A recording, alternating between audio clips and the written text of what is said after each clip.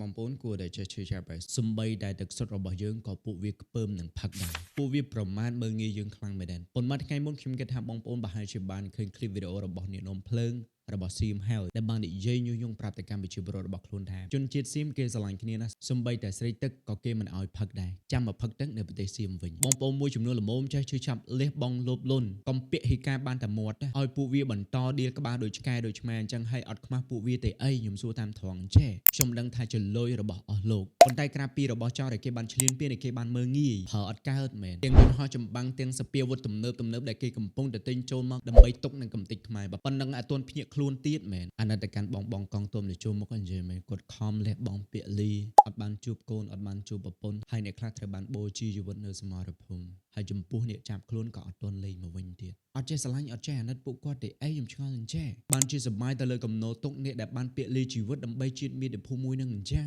មានមតិពីរដែលបងប្អូនតែងតែខមមិននៅក្នុងវីដេអូរបស់ខ្ញុំថាកុំបន្ទោសប្រជាជនត្រូវបន្ទោសមន្ត្រីព្រំដែនវិញបងប្អូនអត់ខ្លាំងជាងប្រជាពលរដ្ឋទេទោះបីជាមន្ត្រីនៅព្រំដែនបើកឲ្យចូលល្មិចក៏ដោយបើយើងប្រើពាក្យមកថាយើងមិនប្រើជាដាច់ខាតផលិតផលហ្នឹងគឺ expire មកអញ្ចឹងអ្វីដែលបងប្អូនត្រូវសម្គាល់ទី1បងប្អូនត្រូវសម្គាល់គឺអក្សររបស់សៀមដូច្នេះគេតែងតែជួបជាមួយនឹងអក្សរជាតិរបស់គេហើយទី2គឺក្បាលកូដ855ទី3បងប្អូនត្រូវសម្គាល់ដោយខ្លួនឯងលើ branding មានន័យថា brand របស់ផលិតផលសៀមតែម្ដងទី4នៅលើពាក្យអង់គ្លេសដែលគេនិយាយថា made in Thailand អញ្ចឹងបងប្អូនអាចសម្គាល់បានសង្ឃឹមថាបងប្អូនអាចនឹងចូលរួមទាំងអស់គ្នាដើម្បីជាតិមាតុភូមិរបស់យើង